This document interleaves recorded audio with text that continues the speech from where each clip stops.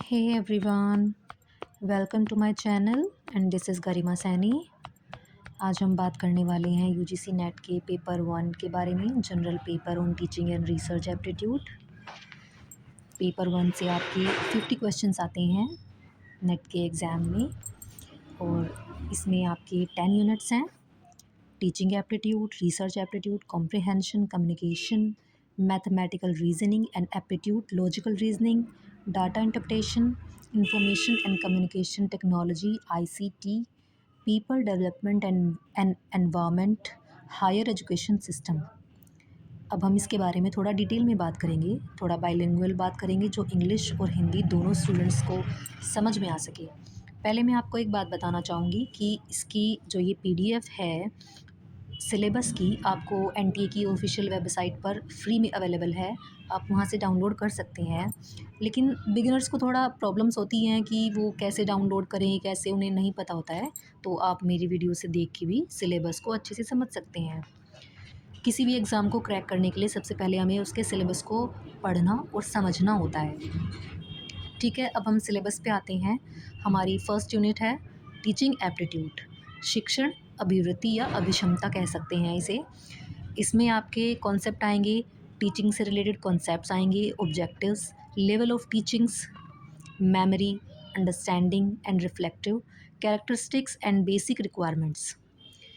इसमें आपके शिक्षण से संबंधित अवधारणाएं, उद्देश्य, शिक्षण का स्तर, स्मरण शक्ति, समझ और विचारात्मक विशेषताएं और मूल अपेक्षाएं, ये आएंगी। लर्नर्स कैरेक्टरिस्टिक, ये हो गई आपकी शिक्षार्थी की विशेषताएं। Characteristics of adolescence and adult learners, शिक्षार्थी, किशोर और वयस्क शिक्षार्थी की विशेषताएं।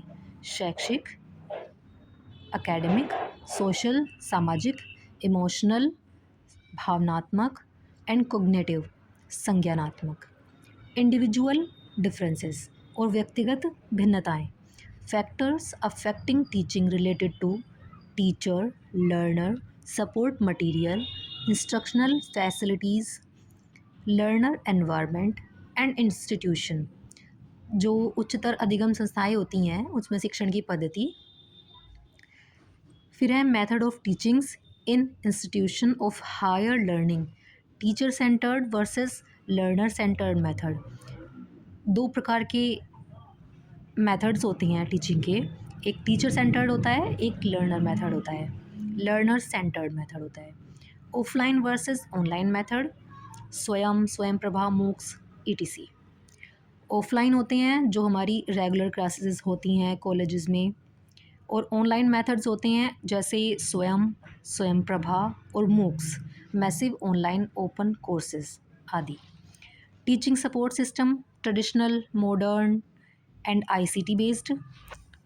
शिक्षक के जो सहायक प्रणालियाँ होती हैं जैसे ट्रेडिशनल है, पारंपरिक, मॉडर्न, आधुनिक और ICT based, information and technology based होती हैं।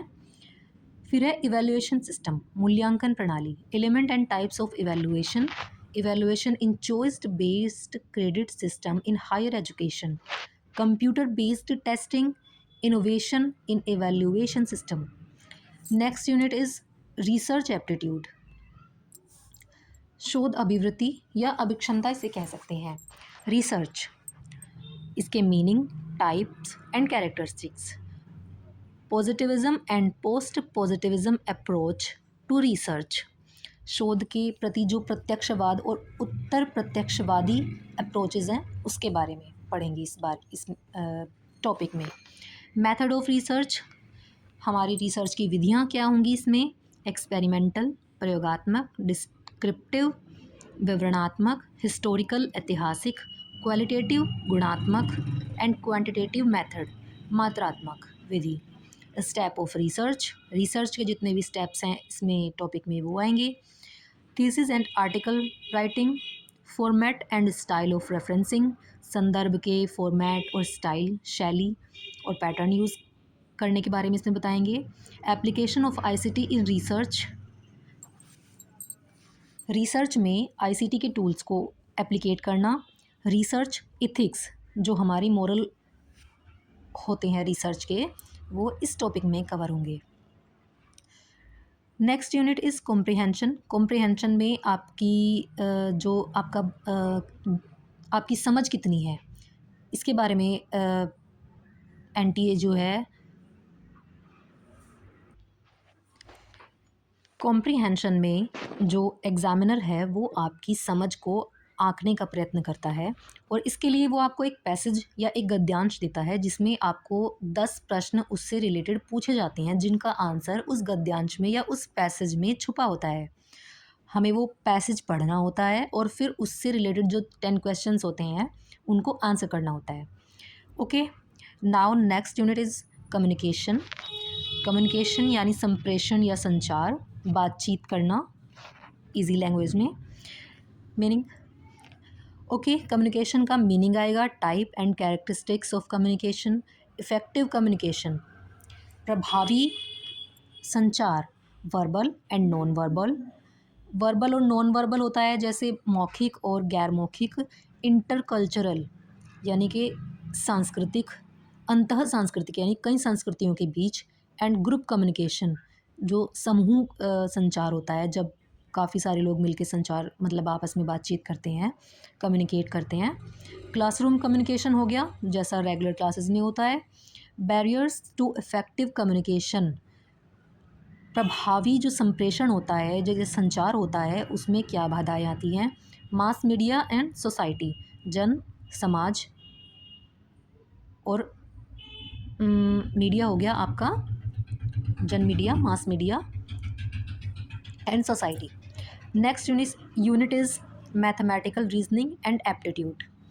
इसमें आपके मैथ से रिलेटेड क्वेश्चंस आते हैं जैसे type of reasoning. Mathematical reasoning and aptitude में आएगी आपकी types of reasoning, number series, letter series, codes and relationships. Mathematical aptitude, fraction, time, distance, ratio, proportion and percentage, profit and loss, interest and discounting, averages, ETC. इससे related आपके इसमें questions आएंगे। Next हमारी unit है logical reasoning, युक्तियुक्त तर्क।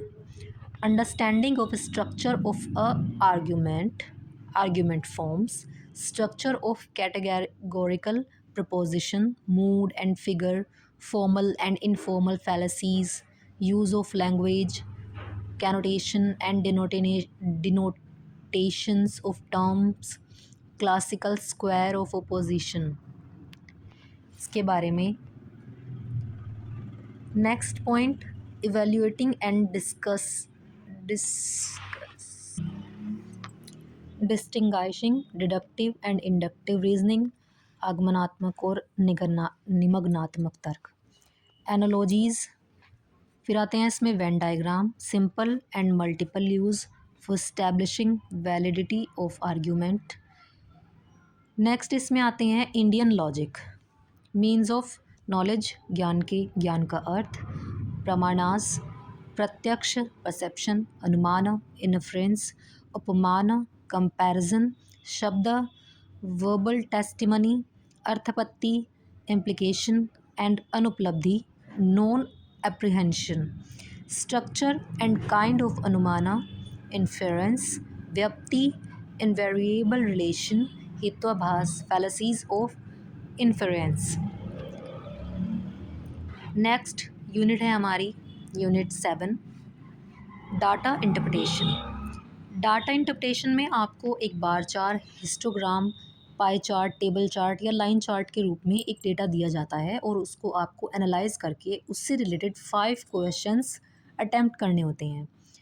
इसमें आपको sources acquisition and classification of data, qualitative and quantitative data, graphical representation as I told, bar chart, histograms, pie chart, table chart and line chart, and mapping of data, data interpretation, data and governance.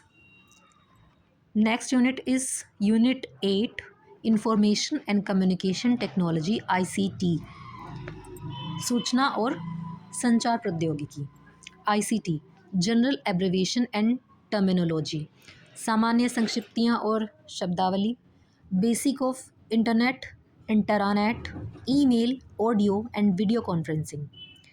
Next point is digital initiative in higher education, ICT and governance. Now next unit, unit 9, people development and environment.